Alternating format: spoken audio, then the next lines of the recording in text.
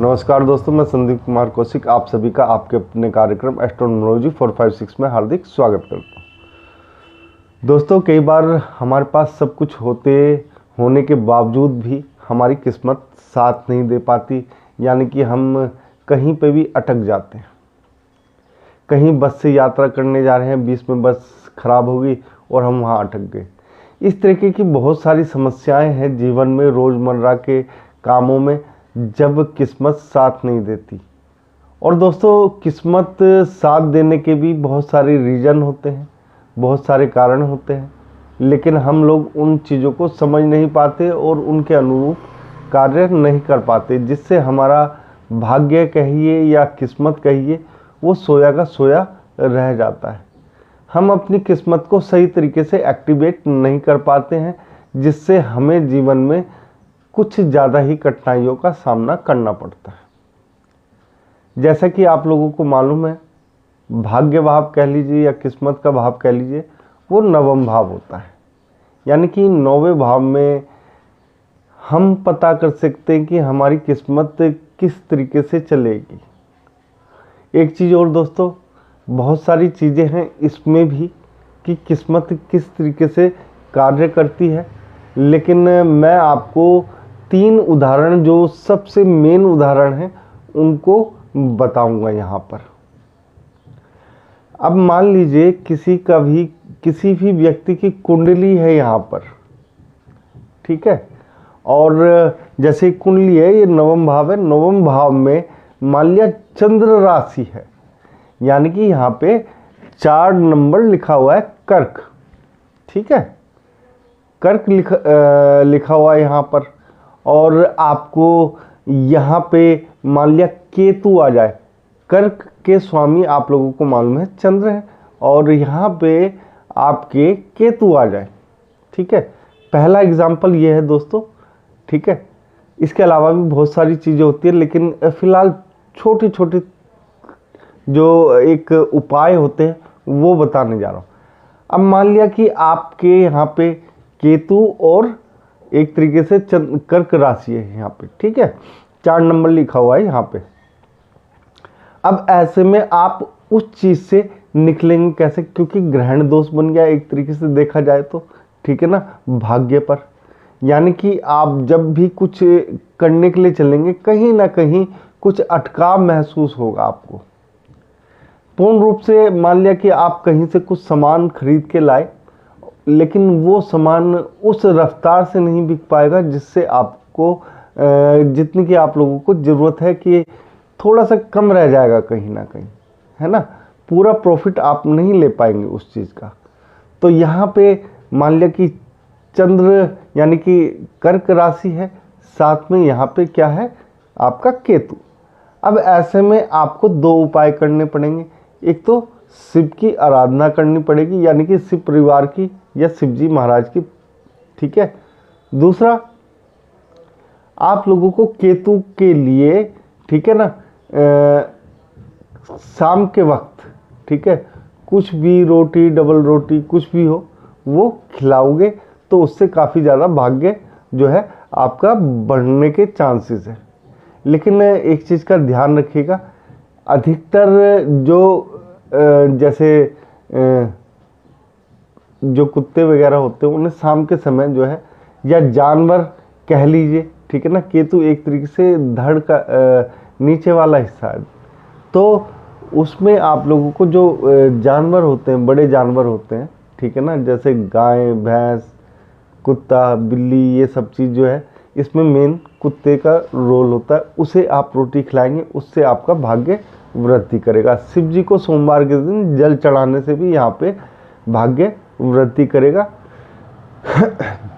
जल में आप लोगों को याद रखिए, ठीक है ना, थोड़ा सा सिंदूर डाल के जरूर चढ़ाना है। इससे आपका भाग्य जो है थोड़ा सा आगे बढ़ता हुआ नज़र आएगा। जहाँ पे आप लोगों को दिक्कतें हैं, वहाँ से ये निकाल लेगा। इस उपाय के बाद आप खुद देखेंगे कि आपका भाग्य कितने अच्छे तरीके से कार्य कर रहा है। अब मान लीजिए यहाँ पे सूर्य और राहु बैठ जाते हैं किसी कारण से, ठीक है दोस्तों। सूर्य यानी कि पंचम राशि सिंह राशि, ठीक है ना। 5 नंबर अगर यहाँ पे आ जाए, ठीक है ना, उसका कहीं पे भी हो नक्षत्र, एक तरीके से राशि स्वामी, लेकिन यहाँ पे 5 नंबर लिखा हुआ रहा भाग्य भाव में, ठीक है, और यहाँ पे राहु बैठ जाए,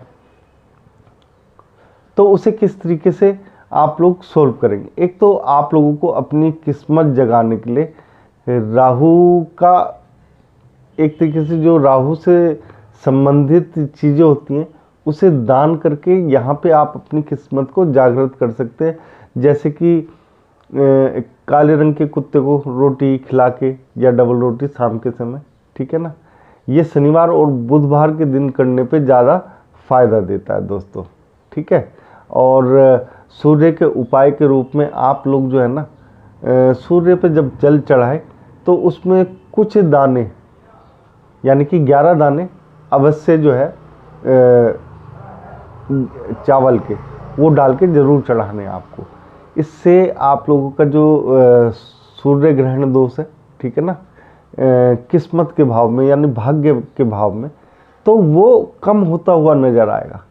इसके लिए दोस्तों एक उपाय मैं बहुत कॉमनली कहता हूँ, अगर यहाँ पे राहु और सूर्य इस तरीके से आ जाते हैं तो आप लोगों को एक काम जरूर करना चाहिए। जिसके भी यहाँ पे राहु और सूर्य आए तो उन्हें क्या करना है, सबसे बड़ी बात है कि उन्हें मंदिर में जाकर, ठीक है ना, कोई भी आसपास मंदिर हो वहाँ पर जैसे बरगद या पीपल का पेड़ जरूर लगाना चाहिए। इससे इन्हें बहुत ज़्यादा सपोर्ट मिलती है। अब दोस्तों 2 उदाहरण मैं दे चुका हूँ, एक तीसरा उदाहरण और दे देता हूँ आप लोगों को। वैसे तो इस भाव में कईयों के ज़्यादा ग्रह भी आ जाते हैं, ठीक है ना, लेकिन जो खराब स्थिति जो होती है, मैं खाली यहाँ पे उनका वर्णन कर रहा हूँ जिसमें आपका भाग्य जो है कमज़ोर होता है सब कुछ होने के बावजूद भी। यहाँ पे एक स्थिति बनती है दोस्तों, अगर यहाँ पे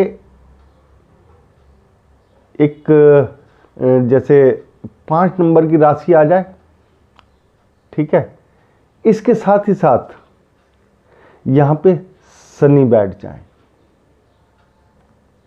दोस्तों ये पिता पुत्र की लड़ाई है जो जन्मों से चलती आई है। इसे रोकना हर किसी के बस की बात नहीं है। यहाँ पे आप लोगों को इस चीज़ से 2 ही चीज़ें मुक्ति दिला सकते हैं। अगर आप सोचेंगे कि मैं शनि की पूजा कर लूँ, नहीं दोस्तों, उससे आप लोगों को यहाँ पे कोई फ़ायदा नहीं हो पाएगा। आप सोचेंगे मैं सूर्य की पूजा कर लूँ या सूर्य से संबंधित उपाय करूँ, देखो यहाँ पे दान करोगे उनसे संबंधित चीज़ों के तो आपको फ़ायदा हो जाएगा। लेकिन किस्मत को यहाँ पे चमकाने के लिए, ठीक है, आप लोगों को बुध और शुक्र ग्रह, ठीक है, इनसे संबंधित उपाय करने पड़ेंगे दोस्तों। यानी बुध से संबंधित उपाय ये होते हैं कि दोस्तों ज़्यादा से ज़्यादा हरा कपड़ा पहने, ठीक है ना, क्योंकि बुध जो है शनि और सूर्य का दोनों का ही मित्र है, ठीक है।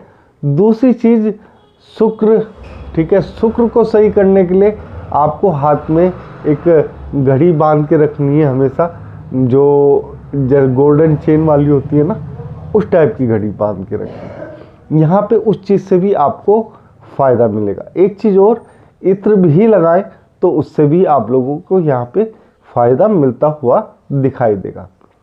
दोस्तों ये तो थी भाग्य भाव की बात, जहाँ पे किस्मत आप लोगों की चलती नहीं है। कुछ ऐसे कॉम्बिनेशन मैंने आप लोगों को बताए हैं जिससे निकलने का रास्ता बहुत ही सरल है, ठीक है। अगर इन रास्तों को आप लोग अपनाएंगे तो आप देखेंगे जो भाग्य का आपको साथ नहीं मिल रहा था वो भी अब मिलने लग गया है। यहाँ पे बहुत सारी चीज़ें होती हैं दोस्तों, हर चीज़ को देखना पड़ता है हर व्यक्ति के हिसाब से। दोस्तों अगर आप लोगों को हमारा ये छोटा सा कार्यक्रम पसंद आया है, ज़्यादा से ज़्यादा कमेंट में जय श्री राम लिखें और आप सभी मित्रों को भी हमारा जय श्री राम।